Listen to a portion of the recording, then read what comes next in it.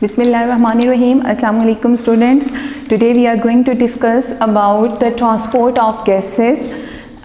Transport of gases means the transport of oxygen and carbon dioxide. As we have discussed the transport of oxygen, so now we are going to discuss about the transport of carbon dioxide. ठीक है? So beta, carbon dioxide is transported in three forms. The first is in the form of bicarbonate ion, and it is the most efficient way of transporting the carbon dioxide, as it transports 70% of carbon dioxide forms in the tissues to the alveolus. Okay. Then second is in dissolved form. Dissolved form mean that the carbon dioxide which is transported through the blood plasma. ठीक है? And this is the insufficient form. Why? Because it transport only 7% carbon dioxide. कुछ books में आपको 10% भी मिलेगा, ठीक है, but आपकी बुक में 7% लिखा हुआ है. सो 7% of the carbon dioxide is dissolve in the form of is transported in the form in dissolve form in plasma. Then third is carb amino hemoglobin. So carb amino hemoglobin, it means the transport of carbon dioxide bonded with the hemoglobin, and it is also a bit efficient way as it transported the 23% of the carbon dioxide, and in some book it is up to 20%. Okay, so आपकी book में क्योंकि 23% लिखा हुआ है, so आपने MCQs के लिहाज से इसी को याद रखना है. ठीक है. अब देखिए बेटा, जब हम बात करते हैं कि इनमें से कोई भी मेथड ऑफ ट्रांसपोर्ट हो रहा है, तो वो मेथड ऑफ ट्रांसपोर्ट डिपेंड करेगा पार्शियल प्रेशर ऑफ गैसेस के ऊपर. ठीक, हमने फर्स्ट ट्रांसपोर्ट ऑफ ऑक्सीजन में भी ये बात डिस्कस की है कि अगर हमारे पास ऑक्सीजन का प्रेशर ज़्यादा होगा तो हीमोग्लोबिन बाइंड करेगा ऑक्सीजन के साथ. बट अगर ब्लड में कार्बन डाइऑक्साइड का प्रेशर ज़्यादा है एज कम्पेयर टू ऑक्सीजन, तो फिर कार्बन डाइऑक्साइड मोर एफिनेट होगा with the binding with haemoglobin. ठीक है. सो अगर आप यहाँ पे देखें तो हमारे पास ये एल्वुलस की डायग्राम है. आपको पता है पल्मोनरी आर्टरी के थ्रू जब ब्लड एल्वुलस में आता है तो उसमें कार्बन डाइऑक्साइड प्रेजेंट होती है, क्योंकि यहाँ पे जो हमारे पास ब्लड होता है वो डीऑक्सीजनेटेड ब्लड होता है. ठीक है. अच्छा, फिर इधर जो पल्मोनरी वेन होती जो पल्मोनरी कैपिलरीज होती हैं उनके अंदर एक्सचेंज ऑफ गैसेज होती है, यानी कार्बन डाइऑक्साइड रिलीज होती है और ऑक्सीजन जो है वो इसके साथ ऐड हो जाती है. ठीक. सो यहाँ से जो ब्लड रिलीज होता है पल्मोनरी कैपिलरी से वो ऑक्सीजनेटेड ब्लड हो जाएगा. ठीक है. अब देखिए कार्बन डाइऑक्साइड यहाँ रिलीज हो रही है और ऑक्सीजन जो है वो यहाँ से गेन हो रही है. तो इसका मतलब ये हुआ कि एक एल्वुलस के अंदर partial pressure of oxygen more होता है as compared to the partial pressure of carbon dioxide. ठीक है. अब पार्शियल प्रेशर ऑफ ऑक्सीजन अगर ज्यादा है तो एल्वुलस में से ऑक्सीजन आरबीसी के साथ अटैच होगी. आरबीसी में एक्चुअली किसके साथ अटैच होती है? हीमोग्लोबिन के साथ. ठीक. ऑक्सी हीमोग्लोबिन की फॉर्मेशन होती है जो कि हम डिस्कस कर चुके हैं. ऑक्सी हीमोग्लोबिन जब ब्लड में ट्रांसपोर्ट करता है, बॉडी के टिश्यूज तक जाता है, तो वहाँ पे जाके ये सेल्स को ऑक्सीजन डिलीवर कर देता है. और सेल में क्योंकि रेस्पायरेशन हो रही होती है, सो सेल में in case result of respiration और मेटाबॉलिक एक्टिविटीज़, आपको पता है कि ग्लूकोज की ब्रेकडाउन होती है ऑक्सीजन के साथ और कार्बन डाइऑक्साइड एटीपी की प्रोडक्शन होती है. ठीक है. सो अब बेटा जो यहाँ पे कार्बन डाइऑक्साइड प्रोड्यूस हो रही है, it does not have to remain inside the cell, it is needed to be transported out of the cell. ठीक है. As being in the cell is dangerous, so इसको हमने ट्रांसपोर्ट करवाना है वापस एल्वुलस की तरफ, ताकि एल्वुलाई से उसका एक्सचेंज हो और वो वापस एक्सेल हो सके. ठीक है. सो कार्बन डाइऑक्साइड जो यहाँ सेल में बनी है वो आरबीसी में जाएगी. वो हीमोग्लोबिन के साथ भी अटैच हो सकती है. अगर हीमोग्लोबिन से अटैच हो रही है तो कार्ब एमाइनो हीमोग्लोबिन बनाएगा. इसी तरह वो ब्लड के अंदर प्लाज्मा के साथ भी ट्रांसपोर्ट हो सकती है, और नहीं तो बाइकार्बोनेट की फॉर्म में भी ट्रांसपोर्ट हो सकती है. But whatever the form it is transporting in, जो भी फॉर्म है उसके साथ जो है वो कार्बन डाइऑक्साइड एल्वुलस तक पहुंचेगा. एल्वुलस में जाके, क्योंकि ब्लड में अब कार्बन डाइऑक्साइड का प्रेशर ज्यादा है. क्यों ज्यादा है? क्योंकि यहाँ ब्लड के साथ ये ट्रांसपोर्ट हो रही है. सो ये एल्वुलस में जब जाएगी तो एल्वुलस में carbon dioxide blood capillary capillary से रिलीज हो जाएगी और यूं ये एयर के साथ एक्सेल हो जाएगी, ठीक है। सो ये तो हमारे पास हो गया एक बेसिक प्लेन जिसके ऊपर हम ये कह सकते हैं कि transport of carbon dioxide depend करती है।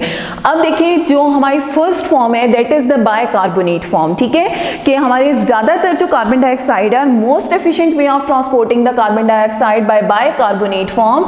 बायकार्बोनेट मतलब HCO3 आयन, ठीक है। अब HCO3 आयन की फॉर्मेशन कैसे होती है, देखिए हमने पिछले टॉपिक में डिस्कस किया था कि HCO3 की फॉर्म में कार्बन डाइऑक्साइड टू फॉर्म्स में ट्रांसपोर्ट होती है। One is a slow process जो कि without the catalysation of enzyme carbonic anhydrase हो रहा है, और एक वो जो कि RBC के अंदर हो रहा है in the presence of carbonic anhydrase, वो फास्ट प्रोसेस होगा, ठीक है। But whether it is a slow और fast process, bicarbonate ion will transported the carbon dioxide as it has carbon dioxide. इसमें ये जो CO3 है इसमें कार्बन डाइऑक्साइड प्रेजेंट होता है, ठीक है। अब देखते हैं हम कि ये ट्रांसपोर्ट होती किस तरह से है, यानी कैसे सेल के अंदर जो है वो कार्बन डाइऑक्साइड की फॉर्मेशन हुई, वो किस तरह से ब्लड में आएगी और ब्लड से वापस किस तरह से वो एल्वुलस तक जाएगी, ठीक है। यानी हम इस पूरे स्केच को डिस्कस करते हैं। सो बेटा आपने सबसे पहले याद रखना है कि वो फिनोमेना जो कि हमें ट्रांसपोर्ट ऑफ कार्बन डाइऑक्साइड बता रहा है दैट इज कॉल्ड हैम्बर्गर्स और Linnaeus phenomena, and these hamburgers are the Linnaeus phenomena was proposed by Jacob Hamburger, and this is what the definition is, the phenomena which occurs in cardiovascular system। हमें पता है कि हमारे transport के दो systems होते हैं, आपने फर्स्ट ईयर में भी पढ़े थे, एक लिम्फेटिक सिस्टम होता है और एक कार्डियोवैस्कुलर सिस्टम होता है, ठीक है। So this is the method of the phenomena which occurs in the cardiovascular system, यानी आपके हार्ट और वेसल्स के सिस्टम में प्रेजेंट है, एंड रेफर्स टू द, क्या होता क्या है, it refers to the exchange of bicarbonate and chloride ion, ठीक है। यानी अगर आपके पास ये RBC है तो इस RBC में बायकार्बोनेट और क्लोराइड आयन, इन दोनों की एक्सचेंज, या ये बाहर आए या ये अंदर जाए या इसका रिवर्स हो जाए, ठीक है, whatever the case may be, यानी transport of bicarbonate and chloride ion in and out of the RBC across the membrane, this is called Hamburger's phenomena, ठीक है। अब ये कब होता है, कैसे होता है, so we are going to discuss it, okay. So सबसे पहले आप देखें बेटा, हम बात करते हैं हमारे बॉडी टिश्यूज की, तो टिश्यूज में कार्बन डाइऑक्साइड की कंसेंट्रेशन ज्यादा है क्योंकि टिश्यू में कार्बन डाइऑक्साइड बन रही है इन रिजल्ट ऑफ रेस्पिरेशन, ठीक है। सो ये यहाँ हम ले लेते हैं कि ये टिश्यू है, कोई भी बॉडी टिश्यू, उसमें कार्बन डाइऑक्साइड बनी, क्यों बनी, इन रिजल्ट ऑफ रेस्पिरेशन, ठीक है। अब जब रिजल्ट ऑफ रेस्पिरेशन में कार्बन डाइऑक्साइड बन रही है तो इट मीन्स कि हमारे पास बॉडी सेल्स के अंदर या बॉडी टिश्यूज के अंदर partial pressure of carbon dioxide ज्यादा है, ठीक है। So here is more partial pressure of carbon dioxide, कहाँ पे प्रेशर ज्यादा है, टिश्यूज के अंदर, ठीक है। अब इसके साथ आपको पता है हर एक के साथ जो है वो ब्लड वेसल्स प्रेजेंट होती हैं और ब्लड वेसल्स के अंदर कैपिलरीज प्रेजेंट होती हैं, ठीक। अब इनके अंदर आपको ये भी पता है कि हमारे पास RBC प्रेजेंट होता है, ठीक है ना। अगर हम इस ब्लड में, और यहाँ पे हम RBC कंसिडर कर रहे हैं इसको, तो ये कार्बन डाइऑक्साइड जो है ये डिफ्यूज होके ब्लड में आएगी और यहाँ पे आके ये रिएक्ट करेगी वाटर के साथ। हम डिस्कस कर रहे हैं बायकार्बोनेट फॉर्म, अच्छा, सो उसी की डिस्कशन अभी होगी। Carbon dioxide plus water, RBC में वाटर प्रेजेंट होता है, इसके अलावा पोटाशियम, मैग्नीशियम एंड जिंक भी होते हैं, ठीक है। सो वाटर के साथ ये जब कार्बन डाइऑक्साइड रिएक्ट करता है in the presence of carbonic anhydrase, carbonic anhydrase आपका एंजाइम है, ठीक है। जब ये इसके साथ रिएक्ट करेगा तो हमारे पास एक एसिड बनता है जिसको H2CO3 कहते हैं, ठीक है। और इसी की वजह से हम कह सकते हैं कि कार्बन डाइऑक्साइड की नेचर एसिडिक होती है, ठीक है ना। अब H2CO3 is highly unstable molecule, so second क्या होगा कि H2CO3 यानी carbonic acid will dissociate into bicarbonate ion and hydrogen ion, ठीक है, ये बाइकार्बोनेट और हाइड्रोजन आयन में डिसोसिएट हो गया। ठीक है, अब जब ये बाइकार्बोनेट एंड हाइड्रोजन आयन में डिसोसिएट हो रहा है तो देखें बाइकार्बोनेट के अंदर ये वाला कार्बन डाइऑक्साइड प्रेजेंट है, लेकिन इसके साथ जो हाइड्रोजन आयन बन रहा है this is becoming dangerous for a cell. क्यों? ये एक इंपॉर्टेंट वैल्यू रखता है या फैक्टर रखता है, जैसे हमने डिस्कस किया था कंसंट्रेशन ऑफ हाइड्रोजन आयन को। सो ये क्या करेगा कि जब H की वैल्यू इंक्रीज होगी तो आपको पता है आरबीसी में जो पीएच होगी वो क्या हो जाएगी? डिक्रीज। ठीक है, अब जब H की वैल्यू इंक्रीज होने से यानी concentration of hydrogen ion increase हो रही है तो pH आपके पास डिक्रीज हो रही है। ठीक है, सो बेटा pH डिक्रीज हो रही है तो यहाँ पे एक इंपॉर्टेंट फिनोमेना होगा कि Hb.4O2 जो ऑक्सी हीमोग्लोबिन हमारे पास ब्लड के अंदर प्रेजेंट है वो डिसोसिएट हो जाएगा। क्यों डिसोसिएट होगा? Due to this decrease of pH। ठीक है, अब ये डिसोसिएट होगा तो ये आपके पास क्या बनाएगा? Hb.4O2। ठीक है, अब देखिए जो हमारे पास यहाँ पे 4O2 रिलीज हुआ, ये 4O2 तो हम ट्रांसपोर्ट कर देंगे किसको? बॉडी सेल्स को। ठीक है, सो इट मींस के ये कार्बन डाइऑक्साइड जो है उसका प्रेशर जब इंक्रीज होता है सेल के अंदर तो ऑक्सीजन जो है वो हीमोग्लोबिन से डिसोसिएट हो जाती है। ठीक है, अच्छा अब पीछे रह गया हमारे पास Hb। सो ये Hb और ये हाइड्रोजन आयन ये दोनों आपस में रिएक्ट करते हैं। कौन कौन? Hb और ये हाइड्रोजन आयन। ठीक है, जब ये दोनों रिएक्ट करेंगे तो इन रिजल्ट हमारे पास बन जाएगा H प्लस Hb और इसको हम बोलेंगे हीमोग्लोबिनिक एसिड। ठीक है, हीमोग्लोबिनिक एसिड।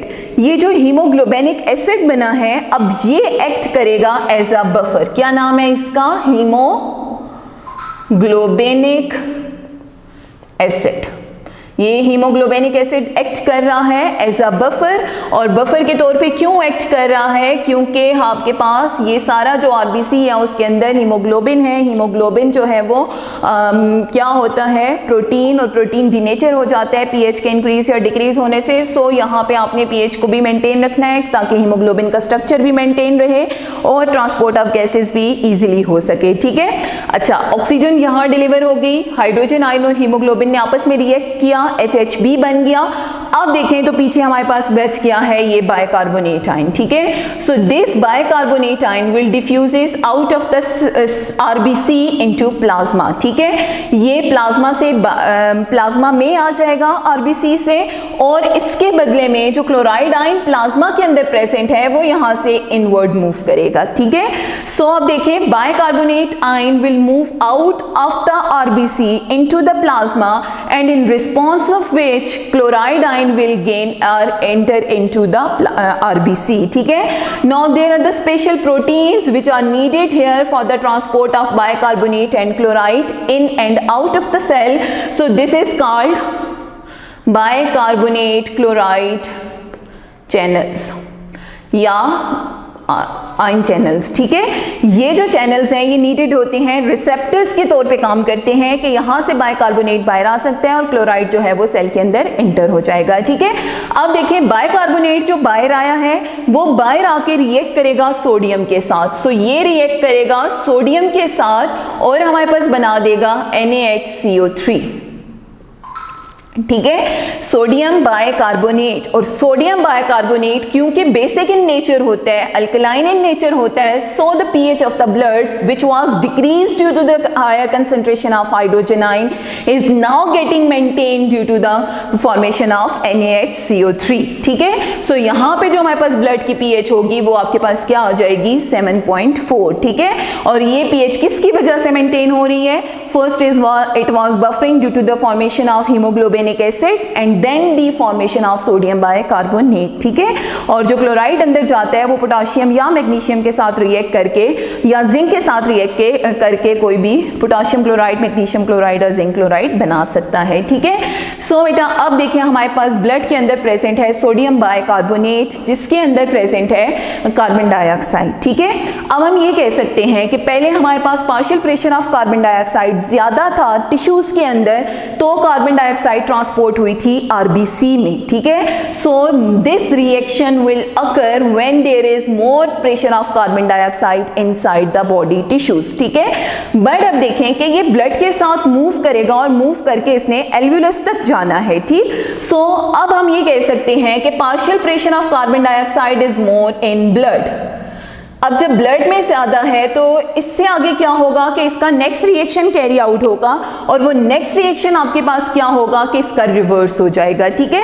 अब रिवर्स क्या होगा बेटा, सो ये सारा फिनोमेना जो है वो रिवर्स हो जाएगा कि पहले बाइकार्बोनेट बाहर आ रहा था, अब बाइकार्बोनेट वापस अंदर जाएगा, ठीक है। क्लोराइड पहले अंदर गया था, अब वो वापस बाहर आ जाएगा। जब ये शिफ्ट होगी तो उसके बाद आपके पास बाइकार्बोनेट हीमोग्लोबिनिक एसिड से H हाइड्रोजन आयन डिसोसिएट होगा, वो रिएक्ट करेगा इस ऑक्सीजन के साथ और जो Hb है वो तो ऑक्सीजन के साथ बाइंड हो जाएगी और जो हाइड्रोजन है वो इस बाइकार्बोनेट के साथ बाइंड होकर दोबारा कार्बोनिक एसिड बनाएगा। कार्बोनिक एसिड दोबारा डिसोसिएट होगा कार्बोनिक एनहाइड्रेस की प्रेजेंस में वाटर एंड कार्बन डाइऑक्साइड में और कार्बन डाइऑक्साइड बॉडी टिश्यू से रिलीज हो जाएगी, ठीक है। सो सिंपली अगर आप देखें तो यहाँ पे मैंने स्केच को एक्सप्लेन किया है दोनों फॉर्म्स में, ठीक है। सो पहले आपने क्या कहा कि ये हमारे पास बॉडी टिश्यूज है जहां पे कार्बन डाइऑक्साइड की कंसंट्रेशन इंक्रीज है ड्यू टू मेटाबॉलिज्म, ठीक है। अब ये आपके पास सिस्टेमिक कैपिलरी है। सिस्टेमिक कैपिलरी का मतलब आपके बॉडी के सेल्स के किसी भी पार्ट की कैपिलरी हो सकती है। यहां से कार्बन डाइऑक्साइड आरबीसी के अंदर आई, वाटर कार्बन डाइऑक्साइड ने रिएक्ट किया कार्बोनिक एनहाइड्रेस की प्रेजेंस में तो कार्बोनिक एसिड बना। कार्बोनिक एसिड डिसोसिएट होता है carbonic bicarbonate ion and hydrogen ion में। हाइड्रोजन आयन Hb हीमोग्लोबिन के साथ रिएक्ट करता है और किस चीज की फॉर्मेशन करेगा, HHB की, ठीक है। ये HHB की फॉर्मेशन करेगा और डिसोसिएट कर देगा ऑक्सीजन मॉलिक्यूल्स को, ठीक। ऑक्सीजन बॉडी सेल्स की तरफ आ जाएगी यहाँ पे। अब पीछे आपके पास बाइकार्बोनेट आयन रहेंगे, बाइकार्बोनेट आयन प्लाज्मा में आ जाएंगे और प्लाज्मा से क्लोराइड जो है वो सेल के अंदर आ जाएगा। ये बाइकार्बोनेट रिएक्ट करेगा सोडियम के साथ और आपके पास बन जाएगा NaHCO3 जो कि आपकी ब्लड पीएच को मेंटेन कर देगा अप टू 7.4, यानी उसको न्यूट्रल कर देगा, ऑलमोस्ट न्यूट्रल, ठीक है। अब ये तब हुआ था when the concentration of carbon dioxide is more in body tissues, ठीक है। तो यहाँ पे कार्बन डाइऑक्साइड ट्रांसपोर्ट हुई थी। अब आप देखें तो आपके ब्लड के अंदर कार्बन डाइऑक्साइड की कंसंट्रेशन ज्यादा है, सो मतलब कि हम ये कह सकते हैं कि blood is now deoxygenated blood, ठीक। इसने लंग्स में जाना है और लंग्स में जाके इसने कार्बन डाइऑक्साइड को रिलीज करना है। सो अब हम बात करेंगे पल्मोनरी कैपिलरी की, यानी ये पूरा सिस्टम गुजर के अब आपके लंग्स तक आ गया है ब्लड और यहाँ पे क्योंकि ब्लड के अंदर कार्बन डाइऑक्साइड की कंसंट्रेशन इंक्रीज हो रही है, ठीक। So partial pressure of carbon dioxide is more, कहाँ पे मोर है, पल्मोनरी कैपिलरी के अंदर, ठीक है, जो कि वेनस साइड से आर्टीरियल साइड से प्रोड्यूस हो रही है। अब देखिए बेटा यहाँ पे क्या होता है, reverse of reaction, reverse of this reaction, bicarbonate ion will move in, chloride will move out, bicarbonate will react with the hydrogen released from hemoglobin. Hemoglobin will set free to react with 4 oxygen molecule and forms oxyhemoglobin, while bicarbonate will react with the hydrogen ion, forms carbonic acid. Carbonic acid will dissociate into carbon dioxide and water. This carbon dioxide will be given to the alveolus और alveolus के through ये exhale हो जाएगा, ठीक है। सो ये हमारे पास हो गया हैम्बर्गर्स फिनोमेना। यहाँ पे हैम्बर्गर्स फिनोमेना क्या है, इन and out of bicarbonate and chloride ion bye mean of their protein channels, ठीक है। नेक्स्ट हमारे पास है डिसॉल्व फॉर्म जो कि इनसफिशिएंट होती है और लास्ट आती है एमाइनो हीमोग्लोबिन जिसमें हीमोग्लोबिन बाइंड करता है कार्बन डाइऑक्साइड के साथ, ठीक है। अब ये जब हीमोग्लोबिन के साथ बाइंड करेगा तो आपके पास ये रिएक्शन होगा। बहुत इंपॉर्टेंट एमसीक्यूज हैं, याद रखिएगा कि ऑक्सीजन कंबाइन होती है आयरन ऑफ हीमोग्लोबिन के साथ, जबकि कार्बन डाइऑक्साइड उसके प्रोटीन्स के साथ यानी प्रोटीन पार्ट के साथ अमाइनो एसिड के साथ बाइंड होती है, ठीक है। सो ये इसके साथ बाइंड होती है तो इसकी मोर एफिनिटी होती है और इसकी लेस एफिनिटी होती है, ठीक है, क्योंकि प्रोटीन के अमाइनो एसिड के साथ उसकी बाइंडिंग स्ट्रांग होती है, ठीक। फिर फैक्टर्स, ये वाला रिएक्शन तब होगा कार्बन डाइऑक्साइड हीमोग्लोबिन के साथ तब बाइंड करेगा जब वो उसकी कंसंट्रेशन टिश्यूज में ज्यादा होगी और ब्लड में अगर ज्यादा होगी तो ये उसी तरह कार्बन डाइऑक्साइड को रिलीज कर देगा, ठीक है। देन एक इंपॉर्टेंट बात कि कार्बन मोनोऑक्साइड जब हीमोग्लोबिन के साथ रिएक्ट करे तो वो 249 टाइम्स ज्यादा रिएक्टिव होता है और कार्बोक्सी हीमोग्लोबिन बनाता है जो कि ब्लड पॉइजनिंग या जिसको कार्बन मोनोऑक्साइड पॉइजनिंग भी कहते हैं, ठीक है। So this was about transport of carbon dioxide. Have a nice day. अल्लाह हाफिज़।